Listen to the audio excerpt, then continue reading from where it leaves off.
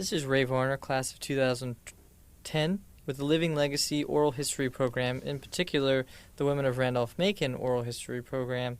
And it's August 18th, 2011, and we're in the McDougall Page Library. And I'm here with Ann McDougall, class of 79. She was known as Ann Derby at her time at Randolph-Macon. She'll be the interviewee today. And I'm also here in the room is Lori Preston, representing the library, reference librarian, and Sarah Hendricks with the development office. It's funny. Okay, I'll start with an easy question. So, where did you grow up? I was born in Fredericksburg, right north of here, and spent most of my childhood in and around Fredericksburg. Okay, and how did you first hear about Randolph-Macon? I don't remember because I was so young, but it's the family connection. So, who in your family has gone to Randolph-Macon? My grandfather, Luther Derby, class of 25. His brother, Edward Derby. His brother-in-law, T. Roy Jarrett. My father, Luther Derby Jr., class of 50. And 4 of his first cousins, the sons or sons-in-law of Reverend Jarrett. Oh. So my grandfather came here first, and he came to train to be a Methodist pastor. And he met his best friend, Roy Jarrett, while a student here, and they married 2 sisters from Richmond. And then my grandfather's younger brother, Edward, came here shortly after. They all 3 graduated from Randolph-Macon, went on to Union Theological Seminary, and became Methodist ministers. They all served in Virginia parishes for decades. And they sent all their sons here, and one of their daughters married a friend of her brother. So by the time I came here, there were 8 men in my family who had Randolph-Macon degrees. So it was always part of my life. We came to homecoming. We came to church here, the Methodist church here, Duncan. Mm-hmm. And it wasn't a natural for me. I didn't choose to come to Randolph-Macon in the beginning. I actually went to Mary Washington, started out there, and due to a family situation, it became necessary for me to provide my own sustenance. I had to pay my way, and Randolph-Macon made that very easy for me. So I transferred to Randolph-Macon in 1976. Okay, so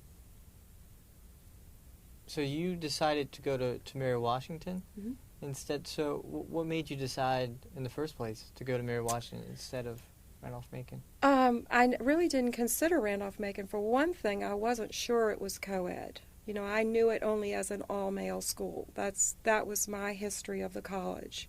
So this was the mid-'70s, and in fact, Randolph-Macon had become coeducational, but I really didn't know that. I hadn't been around the college in the late 60s or early 70s that much. So I actually found out through a woman at Mary Washington who had transferred from Randolph-Macon to Mary Washington. And she talked about Randolph-Macon so much, we called her Margaret Macon, even though that was not her last name. So I found out really through her that Randolph-Macon was co-ed, not just for day students, but for boarding students. And so I made application and wasn't sure how on earth it was going to be paid for. But in fact, when I was accepted, there was a lot of financial aid and scholarship assistance to help me transfer here. I could actually come here as a full-time student for less out of pocket than I would have had to pay at Mary Washington because they had a federal regulation they had to follow. They couldn't give a certain amount of aid until you'd been an independent student for a year. Randolph-Macon was not bound by that rule. So they just said, if you want to come here, we want you to come, and we're going to make it as easy as possible for you. So it was great. It was almost like coming home, although it was a totally different place in 1976 than anything I remembered from the 50s and 60s. Yeah, so you came here as a child, I guess. That was your first memories, and I mean, you weren't exposed to college again. Probably not after about the age of 14 or 15, Yeah. except to hear about it. You know, when you're in a family where you have that many people who've gone to the same college, you always hear about the college. But, like I say, I thought it was a men's school. I really didn't know. And my family really didn't know. So Yeah. once I found out, I thought, well, okay, maybe I should go there. Do you remember? So, what do you remember as a child about the school? Did you make visits and everything? We did. We came for homecoming. We would come for other events. We used to come to the church here. Well, I mean, what do you have any impressions of? The college Yes, itself. So yes. The architecture. I just remember like how pretty it was. It was shady, so even in the summer on a hot fall afternoon, you could find a shady spot. We would come to football games and things like that. Things that were outdoors. There were 4 kids in our family. We were kind of wild. So I just remember being here as a child with my parents, my grandparents, uncles, aunts, cousins, and just standing around listening to everybody, really, and just doing the things that kids do when they're at a football game or a picnic. Mm-hmm. And it was a beautiful place. It was small. Of course, I knew Ashland a little bit from having living just north of here, and my grandparents lived in Richmond. So we came through Ashland all the time. But really the contact with the college did drop off in my teens and 20s, just simply because of family dynamics. But my grandmother, who lived in Richmond all of her life, she died in Richmond in 1995. She always loved Randolph-Macon, and she would always talk about Randolph-Macon.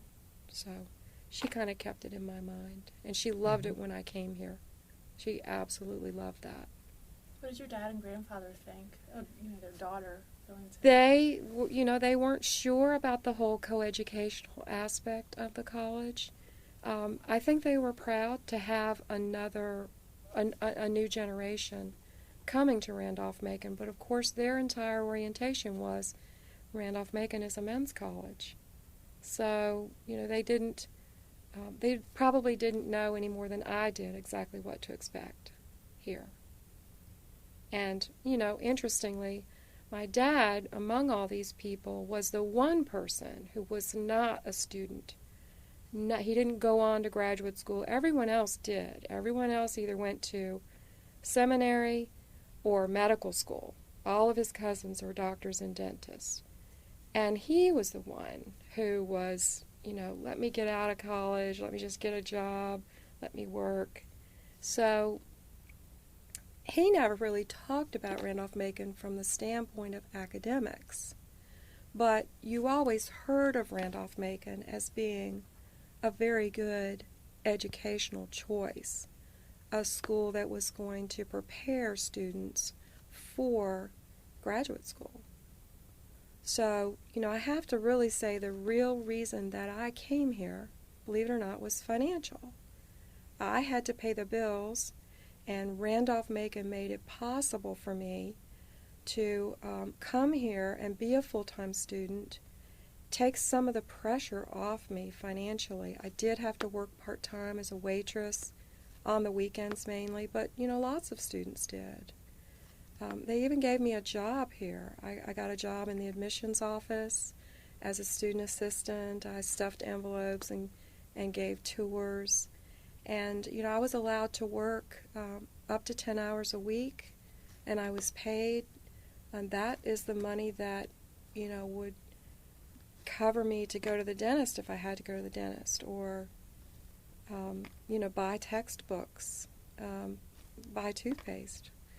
So it was extremely meaningful to be able to go to school full-time in a residential undergraduate setting as a student who was paying their own way and had to also work, but didn't have to work as hard as some students putting themselves through college have to work because of the steps that the college took to provide for me.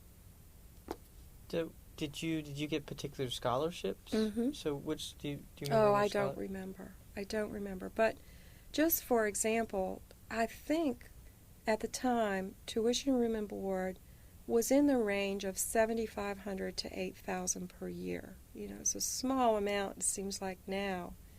But of course, that was way more than twice what it was at Mary Washington. But if Mary Washington needed me to pay $1,000 that one year, I didn't have $1,000. And Randolph-Macon didn't require that I actually pay anything. Everything was provided, and each of the 3 years that I was here, I did have small Stafford loans. I think they're still called Stafford loans. When I got out of college, I owed $7,500, and that was really, the equivalent of 1 year.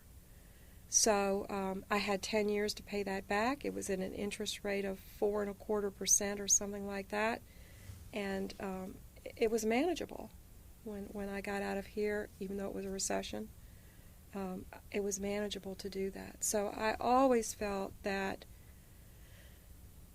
Randolph-Macon made it possible for me to go to college as a full-time undergraduate student and be part of a residential campus, not somebody who had to live off campus and work 30 hours a week and fit classes in at night and things like that. So I was able to get that full-time undergraduate experience even though I had to work during the summers, 2 or 3 waitressing jobs to pay rent in the summer and things like that. So it was remarkable to me.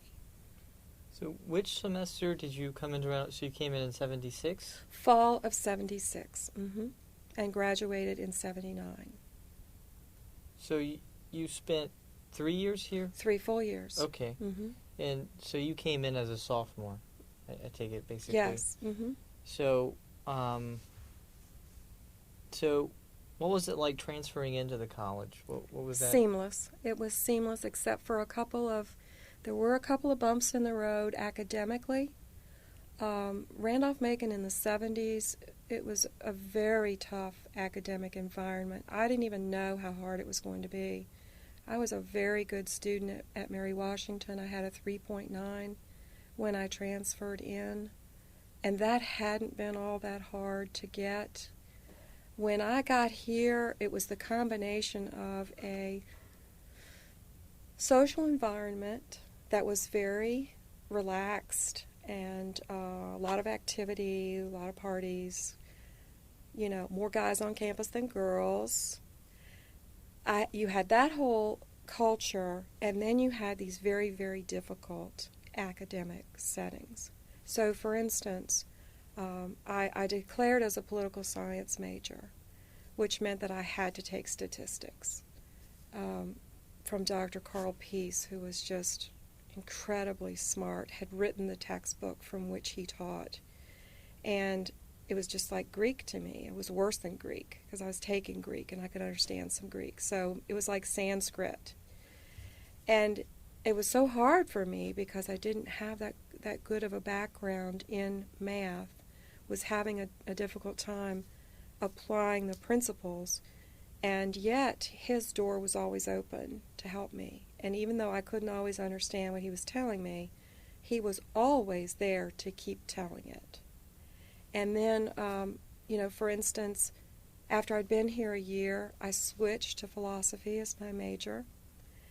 And it came to light that when I took freshman comp, English comp, at Mary Washington, they only required 1 semester. So I was considered out of beginning English comp at Mary Washington while I was still there, and went on into some more advanced literature and survey type courses. At Randolph-Macon, freshman comp was 2 semesters. And so somehow I got up into my junior year here at Randolph-Macon, and my advisor, Dr. Panel, got a note from Mr. Hasker, the chair of the English department, that said, Miss Derby has to take another semester of freshman comp. And we were just shocked because, I was doing very well in philosophy, which is totally a writing course, and had taken upper level courses at Mary Washington, which did transfer here. So what Dr. Panel suggested was that we submit some of my writing to the English department and let them review it, and see if they could waive the requirement. And in fact, they did.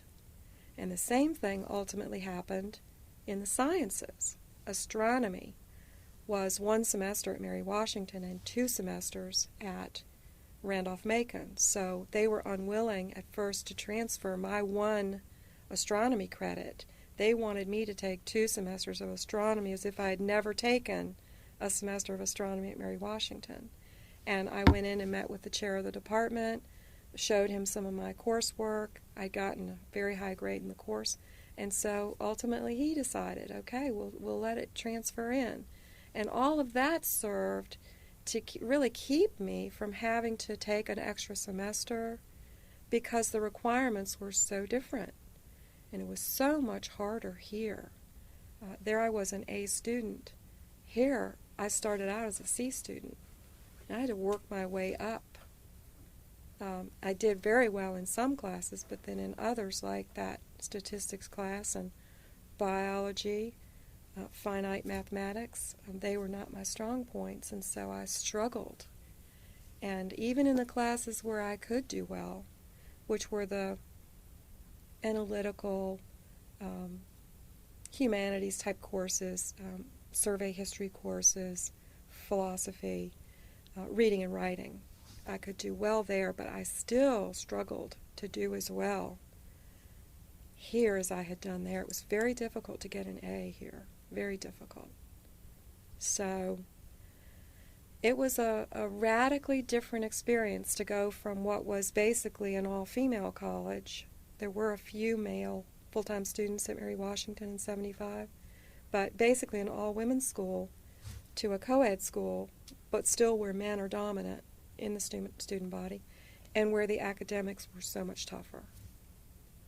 So it was not an easy transition, but there were things in place that helped make the transition. It was the small class sizes, the personal attention from faculty that enabled me to traverse those kind of rocky paths.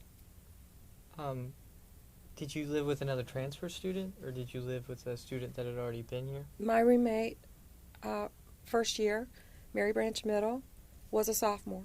So I came into a floor that had mostly sophomores and juniors on it. And so it was the social adjustment was pretty easy, because students are very much the same, wherever you go. Freshmen and sophomores especially are very much the same. So it was very easy to make friends here, extremely easy, but it had also been easy at Mary Washington.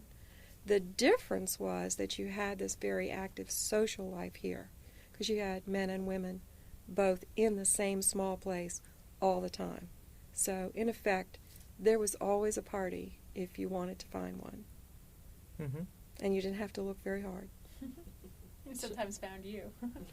Well, maybe too often. Maybe too often they did find me.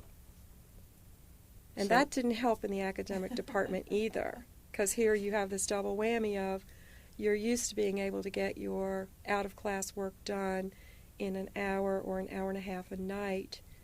And here, in order to not be a C student, you're going to have to spend more along the order of 3 or 4 hours a night in preparation for the next day's classes or working on your papers or preparing for exams. It was so much more difficult. So you were tempted always away from studying. And yet, if you were a serious student and you wanted to try to do well, you had to commit a fair amount of your time to studying. So how much time did you spend socializing?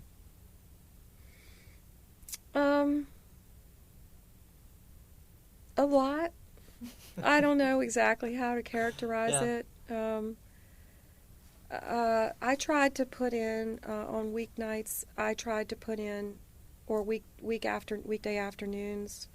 I tried to put in probably 3 to 4 hours a day studying, and the rest of the time I was either with friends or sleeping. And on the weekends, I did have to work. I did have to waitress a lot. So Saturday nights, Sunday nights, Friday nights, I was often working until 10 or 11 o'clock. And then, sometimes there'd be a party after work that you could find, or it would find you. Sometimes there wouldn't, and you would get a little more sleep. But it was hard to be in an environment where there was so much that you could do that was fun, and yet you really did have to pay attention to the books in order to not feel inadequate in the classroom. So what were those things that you would do? Where were the parties? Fraternities, Okay. almost always, if there were guys. Now there were some co-ed floors or floors of a dorm that were co-ed, like a floor of men and a floor of women. I think security here and the rules here were very lax at that time. A lot of doors were not locked any time of the day or night. Even doors that would tend to be locked or were supposed to be locked would be propped open almost all the time. We had RAs, but we didn't have... Dean Hall came here, I think, in 1977, so my second year. And I was actually an RA that year and also in 79. And she was, as I recall, a new and energetic person trying to give us some training about rules and regulations and safety and security, and she was kind of falling on deaf ears, but we as RAs we knew we had a responsibility to do a certain amount to try to be sure that students would be safe and secure, but honestly we just didn't seem to have some of the social problems that kids have today. I mean, we had a very permissive environment, and yet, it was just rare for anybody to really just be knee-walking drunk or just crazed on drugs, or, I just don't remember much in the way of physical assaults and that type of thing. Maybe I'm blocking it out, but it seemed like a safe place to be.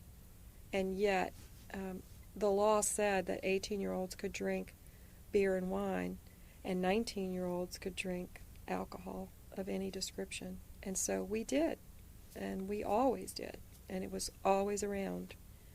And yet people didn't seem really to abuse it regularly. Occasionally, there would be abuse. So then there were lots of other types of social activities. There were social activities in the dorms. There was always a large group of students who didn't go to fraternity parties. I mean, it seemed to me everyone was welcome.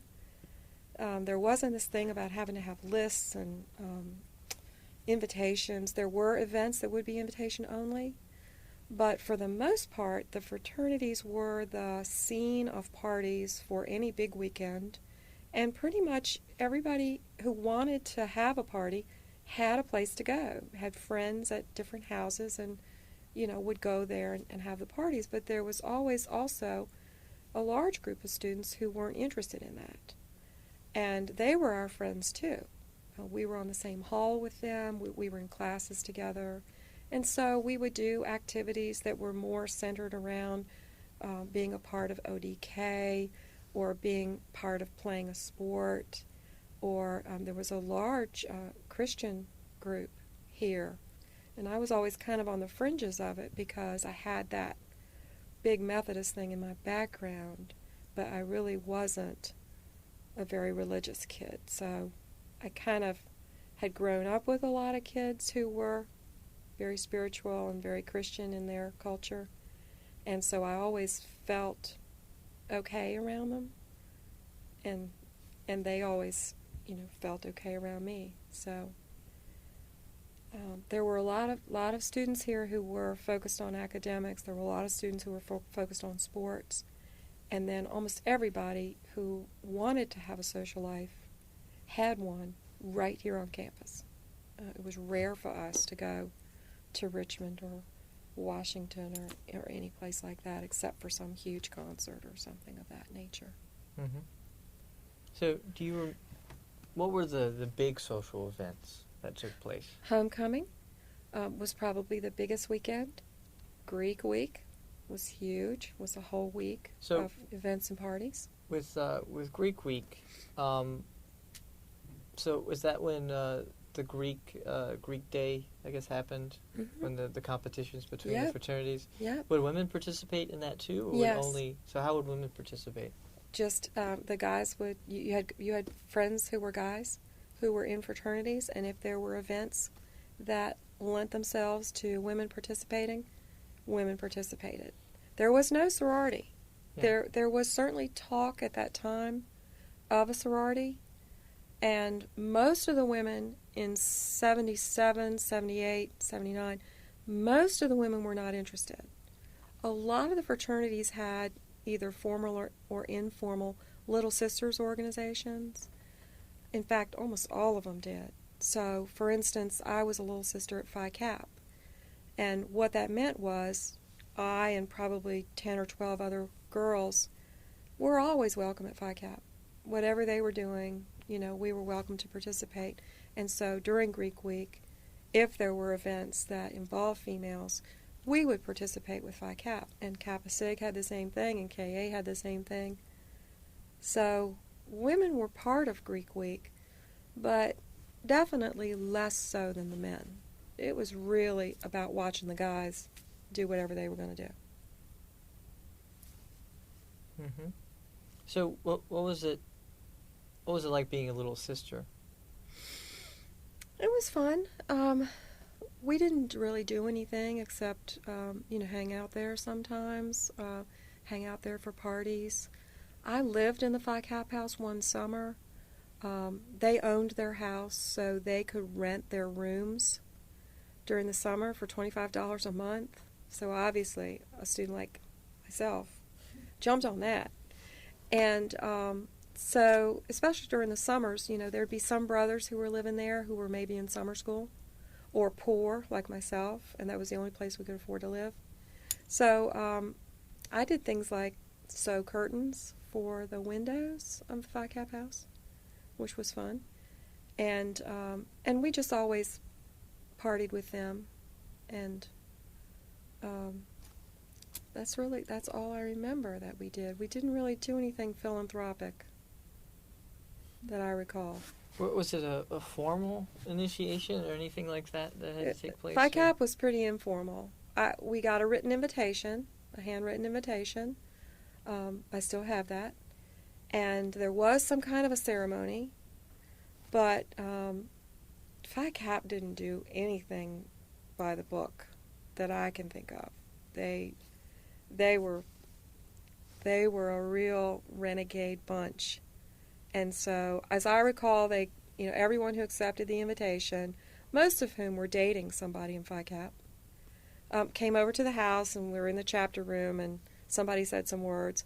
Larry Varner, as a matter of fact, whom I assume is not related to you, but Joe Varner's dad. Mm-hmm. Well, Larry Varner is is his uncle.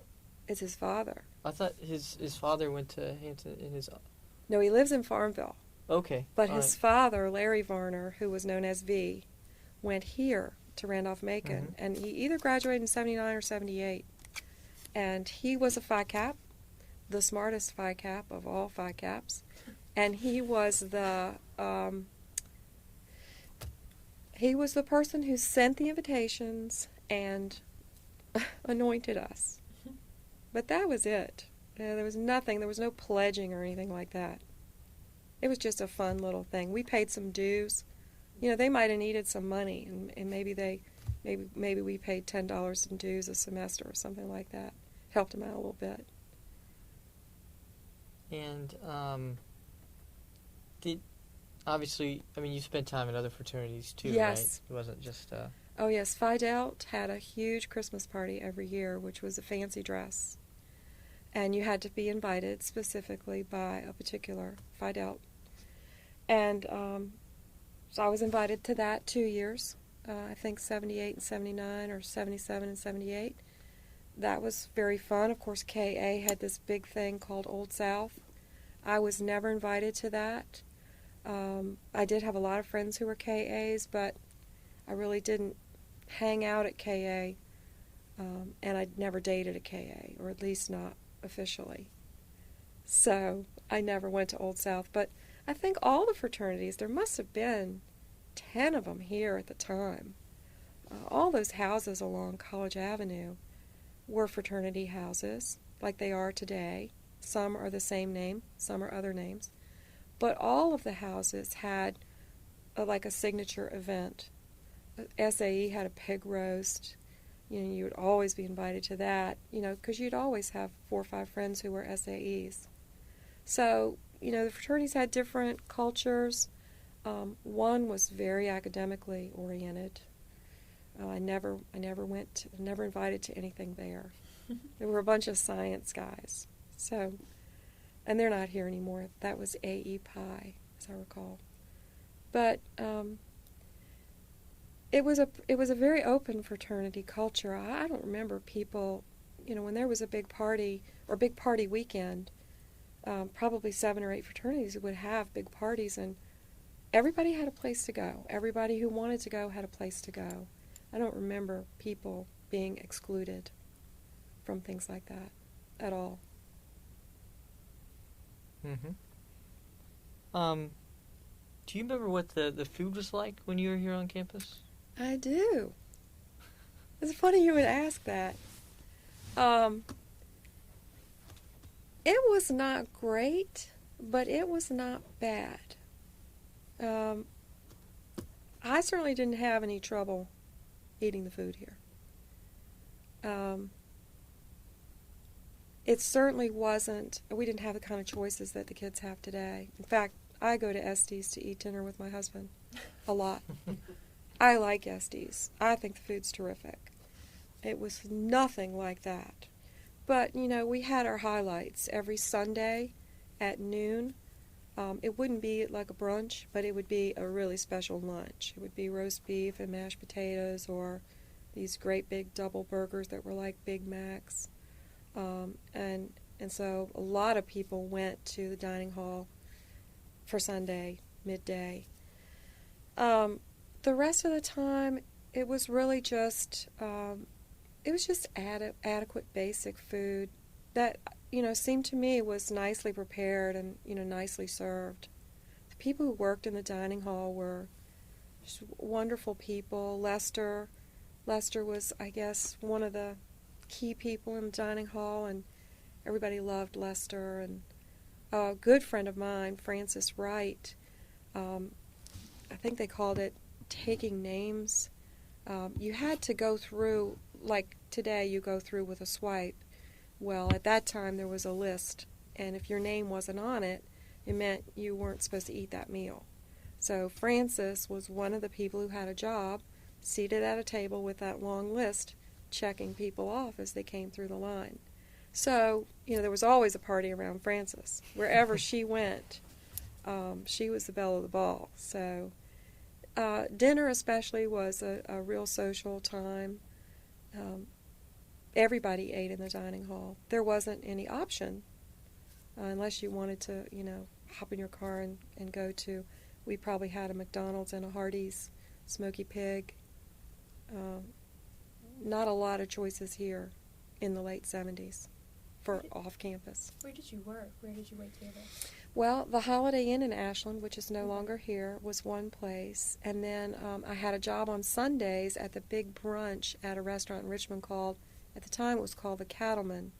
It was a kind of a famous restaurant. It's still there, but I think now it's called Extra Billy's.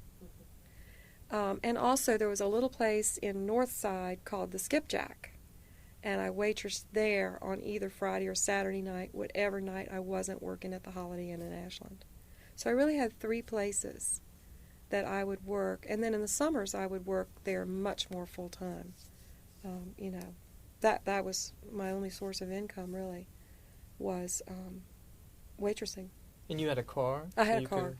Yeah, I'd gotten a car for high school graduation, which was really important. Key. It was key. Were there any issues in having a car here? None that I remember. Of course, I didn't come as a freshman.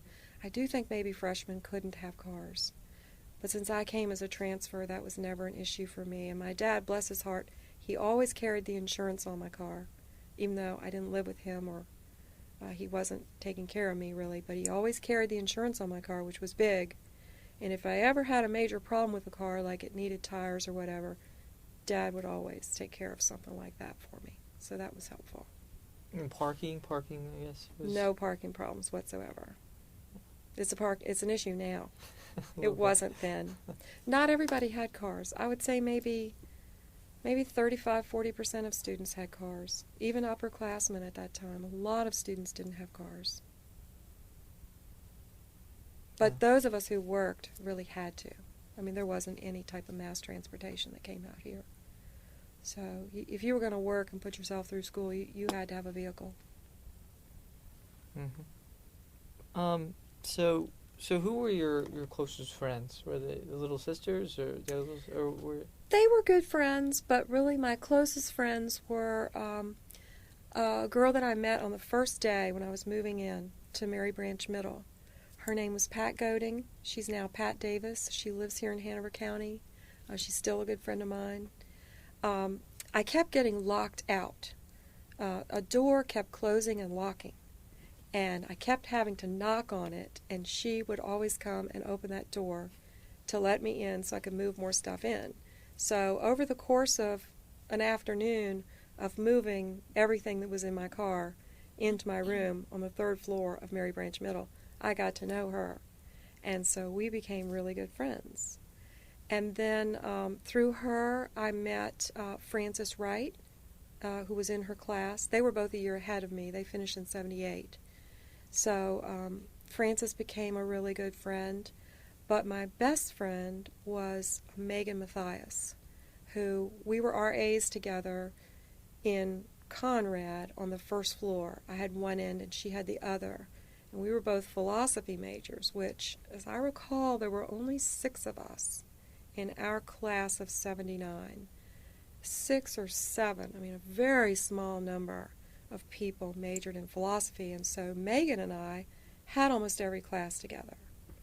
And we lived on opposite ends of the same floor of the same dorm, so we just became almost like sisters. And believe it or not, we still are extremely close. And she's coming back to homecoming this year. For the first time, she's been here since 1981. Oh, wow. She lives in Colorado Springs, and she's raised 3 kids. And I've been out there to see her. I haven't seen her in 14 years, but we email weekly, and it's just like that attachment that we formed here, it just never broke, no matter how far away. She lived in Germany for years. She married a Randolph-Macon grad who was a year behind us. He went into the Air Force and became a fighter pilot. So she lived in Germany for 8 or 10 years. I went over there to visit while she was there. And then when they came back, they were always in Colorado Springs, which is where the Air Force Academy is. So I've been out there to visit. She really never was able to come back here. She doesn't have family here. At the time that she decided to come here, her father was in the United States Congress. He was a congressman from California. And she and her boyfriend went to high school together in Northern Virginia. He came here to play football, and she came here because of him. And then when they left, neither one of them really had any strong attachment to this region. And of course, they've lived all over the world. They're divorced now, but I finally have convinced her. I've invited her every year, at least for the past 10 years, to come back for homecoming. And this year, I just have been leaning on her and begging her to come for homecoming weekend, and she's coming. I can't wait. I can't wait for her to see the college. Because, you must hear this from everyone that you talk to, whether it's men or women, old or young. The college is really a transformational place. It might be in one regard or another regard. For me, it was about learning to be independent, learning to navigate this difficult academic environment through enhancing problem-solving skills, which is really what Randolph-Macon taught and still teaches, I think, is problem solving and analysis. And when I got out of here, I didn't think I'd ever touch a textbook again. I didn't want to. I couldn't imagine going straight to graduate school. I was just, my brain was fried. And so I didn't even realize until, it took me a couple of years to even get a job in an industry, which turned out to be the insurance industry, which is all about risk and probability theory, statistics, and financial modeling and things like that. It took me a couple of years to get a job like that, but when I got into a setting like that, in an office environment, a commercial environment, it was there that I began to realize how well I had been educated, how well I could read, how well I could write, communicate, and even more importantly, I had always thought of myself as a really poor math student and certainly had not ever done that well in any type of math or quantitative course. But in an applied setting, such as an insurance agency office where you're pricing things, my math skills were really very good. And that sort of thing, you know, when your boss comes to you and says, you know, I'd like for you to sit down in the conference room with some of the other techs and underwriters and just talk about the basic components of a business letter. He said, nobody else in this office can write a business letter the way you can. Can you convey that to some people on your level? And I said, sure.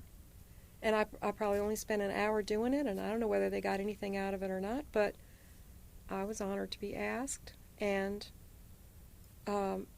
it was important to me to do well and to reflect well on my boss and my employer.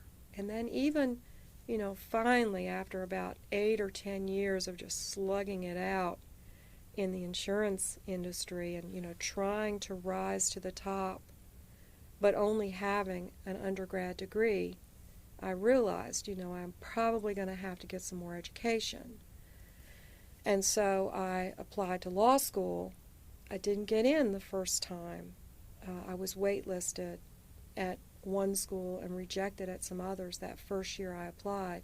So I went to VCU for a year and was just taking some history courses and economics and things, thinking, well, maybe I'll teach. Maybe I'll flesh out this bachelor's and get into this, get a teaching certificate and teach history or sociology or something like that. So I was doing that while I was waiting to see if I would get into law school the second time around, and I did. So I went. And I was incredibly well prepared for law school. The method of teaching in a law school classroom is very similar to the Socratic method that's here in many classes. Certainly was in the philosophy department, certainly was in the history department. So none of that was unfamiliar to me.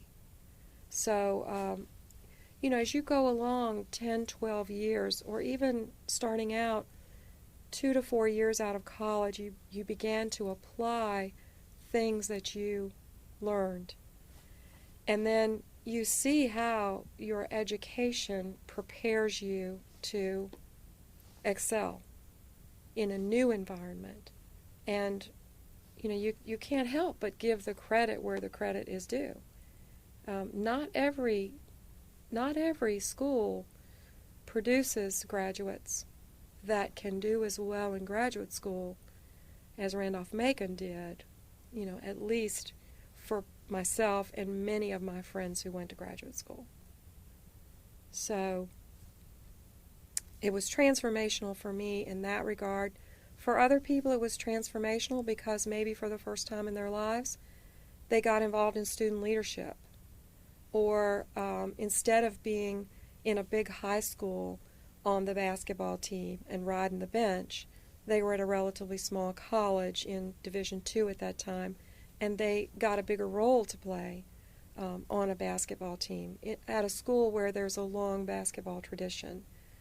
So I, it's important to note for people that there's a long tradition here of taking students who have potential and really making them into something bigger even than they thought they could be.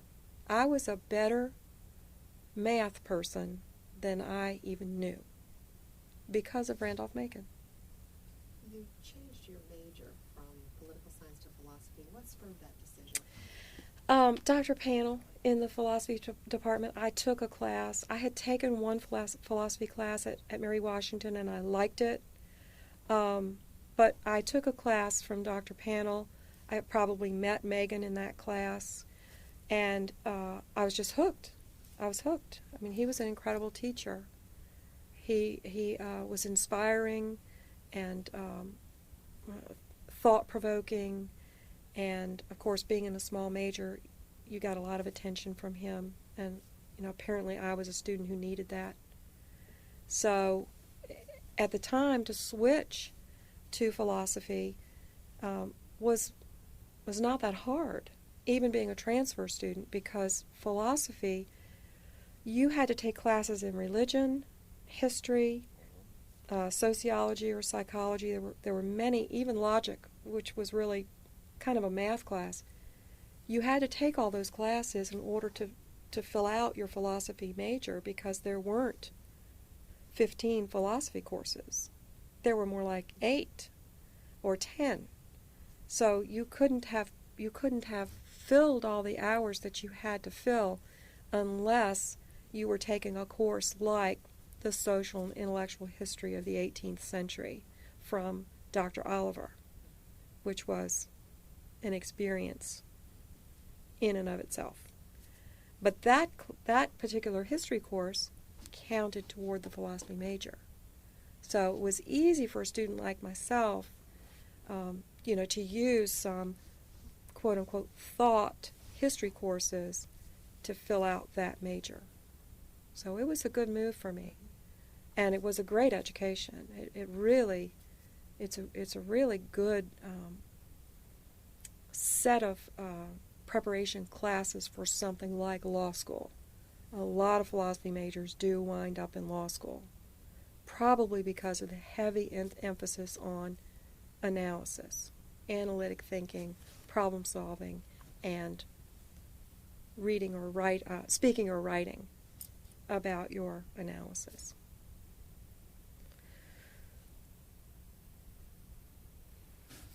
It's a little bit back off topic, but you said you were an RA? Mm-hmm. What made you be an RA? I wanted a single room. I got it. Yeah. That's pretty much what it was. Like I say, Dean Hall came here in 1977. Bless her heart. She looks exactly the same today as she did then. She has not changed a bit. And she was just radically different from the year before, when there really hadn't been anybody focusing on women students almost exclusively, and there hadn't really been anybody dedicated to training RAs. And that was one of her responsibilities. And we were somewhat resistant to being trained to do anything. But she kept at us, and, it was rough. We didn't like having to go to sessions and sit and listen and apply. But she got us to conform to some extent. It certainly wasn't the level of training and responsibility that it is today. I mean, I know this because I am on the Student Affairs Committee of the board. I chair that committee, and I see what RAs do now, and mentor RAs and orientation leaders. I see the responsibility that these young people take on, and it is way, way in excess of anything that I did as an RA. Way more. So, how what were your duties then as an RA? What did you do? What was a typical? There was really nothing typical. We would try, we had a goal of welcoming new students. If you had new students on your floor, you wanted to be sure that they were welcomed and made to feel at home. But you were really there to, as sort of a first point of contact if there was a crisis. And there never really was. I mean, the main thing you might have somebody come and talk to you about was somebody was being too loud, or somebody had a guy or a girl in their room too much. Those were the main things that I remember dealing with. And usually you could just talk to the students involved, and usually, you could get some improvement. I don't remember having any exposure whatsoever to the judicial or conduct group. As I recall, that group at the time really didn't deal with anything except cheating, academic cheating. That's all I remember. That did happen here. It wasn't that common, but it did happen here, and the judicial board dealt with that. There must have been some instances somewhere, sometime. I do remember one time somebody was shooting a BB gun out of a window of Moreland dorm. I knew the guy. Everybody knew the guy. Somebody said he was shooting at pigeons. I don't know what he was shooting at, but that had to be dealt with. Somebody dealt with that, probably the RA on his hall and the dean's office. But, really, that was it. I honestly don't remember much vandalism. I don't remember much in the way of theft from, student to student. We were always on the lookout as we moved around campus for people that we didn't know, people who might be looking to get, into some kind of trouble here on campus. But that was a rare type of thing, and you hardly ever went anywhere alone. You were always with at least one other person at night, no matter where you went. So we didn't have a lot of training, and we didn't, to my recollection, we didn't have a lot of responsibility, but we did have information about what to do if somebody was having a medical emergency, and if somebody was having some kind of a social emergency. We were a place where students felt they could come if they had some kind of a problem, and we had a list of resources, either on campus or off campus, to try to lead students toward a resource for a problem. Was it still a time when there was the RAs were kind of in charge of the phones, or there was only one phone or something? There was only one phone, yeah, on each hall or half of a hall. And yeah, if somebody was really monopolizing the phone, someone would complain to the RA. But it was in, I guess the phone was in the middle of it, so everyone could use it. It wasn't like it's in the RA's room or something No. like that. I think we might have had a phone. Or maybe I had a phone when I was in Conrad. My first semester as an RA, I was in Mary Branch South. I know I didn't have a phone there. That's a short hall, first floor, and there was a phone booth right there. And then in Conrad, new dorm at the time, there was a payphone, right as you walk in that front door, which kind of served the whole hall. So people were always on the phone, always. I mean, the phone was rarely empty. So, but it was a payphone. It was a payphone. Okay, so yeah. you had to... But now that you mention it, we might have had a phone in our room, in New Dorm, for emergencies. And that would have been all we would have used it for. We didn't call anybody. I didn't call anybody. You made plans either during or right after class, or in the dining hall for where you were going to meet and when, or who was coming to whose room. You didn't need to call another student, really, ever. Need some change. There's been a lot of change. So funny. So you mentioned that you, after graduation, you waited a little bit, and so you eventually went on to law school. So what did you do after that? After law school? Yeah, or Uh, where did you go to law school? I guess went to we didn't- University of Richmond, Okay. and I got an MBA at the same time. I did the JD MBA, dual degree program. I did them both in 3 years. Ugh. So I went summers, I doubled up, and I have to tell you a little story about the admissions director at the time at the law school at University of Richmond. She actually told me in the course of a conversation that they always gave applicants from Randolph-Macon an extra look, no matter what, the GPA was or the score was, because she said to me, she looked right at me and she said, Randolph-Macon teaches students how to read and write. She said, we know when they come here, they're going to make it. So, even if your LSAT was a little bit low, it just gave me the impression that you were going to get a little extra glance at the University of Richmond Law School because they had trained a lot of Macon people, and they were close by, and they knew Randolph-Macon, and they knew what Randolph-Macon did. Law school was nothing like college. Students were cutthroat, overly competitive. I'd been out for 10 years, so I was quote-unquote an older student, and there were a lot of older students in my class. And, we kind of banded together to kind of create a buffer, from these young people from the class of 1989 or 90 who were just crazed with the competitive thing. And, by then everybody had a cell phone, a lot of people had laptops, and so it was a radically different environment. And I never formed the kind of attachment to University of Richmond that I formed here. I don't see them. Of course, it was graduate school versus undergraduate, but I just don't see them as being the same type of school at all.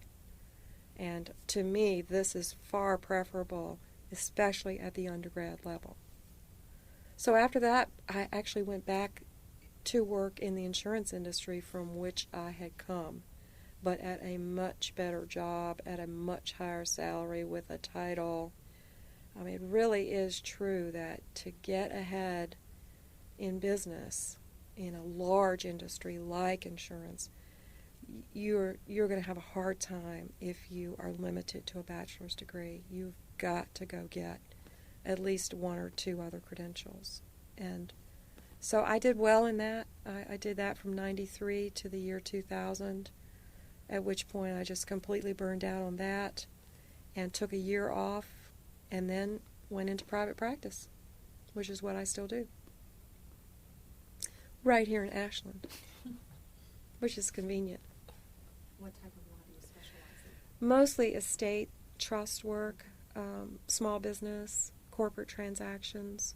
Our practice in that whole arena has really fallen off in the past 3 to 4 years because all the federal laws and regulations have changed so much that a lot of people who used to need what I do don't need it. So my practice has diminished from basically a 40-hour week to more like a 25-hour week or 20-hour week, which is okay. I do a lot of volunteer work, so that keeps me busy as well. That's good. So, how have you stayed in contact with the college since you graduated? Well, for 5 years I didn't talk to anybody, but somebody, I think it must have been Susan Donovan, called me and asked me to chair the 5th year reunion committee. Mm-hmm. That was the year I was getting married. The reunion was in October. I got married in November. That cured me for a while of doing anything like that. So it was probably, I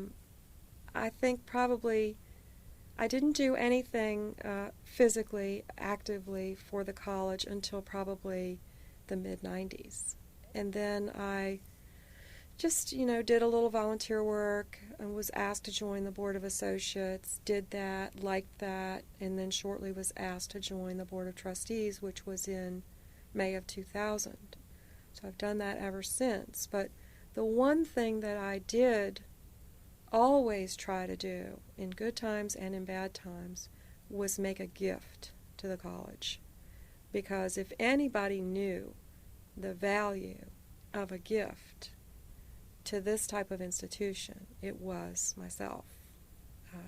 If the college hadn't invested in me with the resources that it has from its donors, I would not be who I am. I would not be where I am. So I always felt a responsibility. I think the first year I was out, I think I didn't even have a job for 6 months, or I was bartending or something, and I think I missed that first year. But I've made a gift every year since then. So that was a commitment that I felt even as a young grad, and that I've always tried to communicate to other grads, whether they be friends of mine or just people that I come into contact with, that you can't just leave here and expect what's here to continue without your help. You have to try to chip in and help to whatever degree you can. I think we're getting better at that. I hope. Yeah, all the numbers say we are. Yeah, we had a good year. You guys did have a terrific year. Record-breaking year. So I love the college. The college is like a family to me. There are people here like Barclay in the bookstore, and before her, Catherine Stevens, who was the Barclay of her day, Ira Andrews, Catherine Hull. There are people here that I may not see them for weeks, but I always know when I see them that I'm welcome, and they're interested in me. I'm interested in them. They are part of a much extended family that I have. And then working with students these last 10 or 12 years through the board, getting to know young people as they come through here has just been a real gift. Because there are some great kids who come here. How have you worked with students? So Chairing the Student Affairs Committee of the Okay. board. So we Yeah.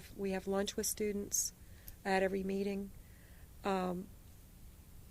I've not really worked directly in their activities, but I'm at almost every athletic event: football, basketball, baseball, volleyball. I try tennis. I'm going to try now that we have nice courts.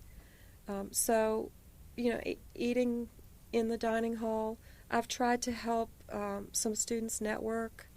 My office door is always open to a student, especially a student who's interested in going to law school or looking at, what type of business career to get into. Because I really do feel like I can share some of what worked for me, especially regarding law school, and maybe make their path just a little bit easier. If somebody will sit down and talk to you for a half an hour about the dual degree program at University of Richmond or another law school, and how to get into it and how to manage the course load, that's really beneficial. So I hope that by doing that, for those students who ask me, I hope that they will also do that, in turn, that they will also have an open door policy for the people who come behind them to share experiences and brainstorm and help them head on to their future and do well. If there were there's going to be entering freshmen pretty soon, in a week or so. I know one. So, okay. A family member. All right. Finally. Finally. Oh, it's by marriage. It's not by blood, but I'll take it. All right. Well, it's kind of a hypothetical question we asked, but I guess in this case, it really isn't. Yeah, So my nephew's coming. So, what advice, based on your experience and your experience afterward, what advice would you give them, for their 4 years here at Randolph-Macon? 2 things. 1, pay attention, no matter where you are, whether it's in the classroom, in your dorm, interacting with other students, pay attention. And the other thing is get involved. So easy to get involved here. Even a relatively shy student is going to have 20 people on their hall that they can get to know quickly, easily. At least 2 or 3 of those 20 people are going to be in almost all your classes in the first year. So it's so different from a big school where the 20 people on your hall are going 20 different directions for classes, may not even eat in the same dining hall. Maybe the only place you would see those 20 people is in that dorm. And if those people don't spend much time in that dorm, how are you going to get to know them? But here, all you have to do is get to know those people on your hall first, and you're going to see them in the dining hall, you're going to see them in classrooms, and then just get involved, whether it's with an on-campus job, whether it's with a sport or intramurals or student leadership or student activities or Greek. This is the place to dig in and get connected. It really is. Good advice. Yeah. Do you feel like there was anything that was really important part of your experience that you would like to share, or you feel like we haven't touched on?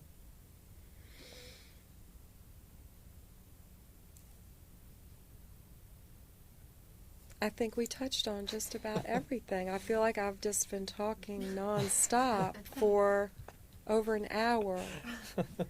I hope that I conveyed, what a great experience I had here, even though when I left here I never wanted to look at a textbook again.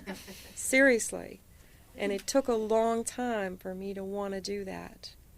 But every time I did something new, whether it was a job in an office for the first time or whether it was graduate school, I succeeded, and I could track my success in large part to experiences that I had here on this campus. So, how do you not love a place like that? It's not just about the people. It's not just about the small class sizes. It's not just about good academics. It's not just about a beautiful small-town residential college campus. It's not just about great athletics programs. It's all of those things. All of those things combine to provide students with what I think is a first-class college experience. Well, thanks for your time. You're That's all welcome. my Thank questions. you. Thank you. Those were great questions. You did a great job. Yes.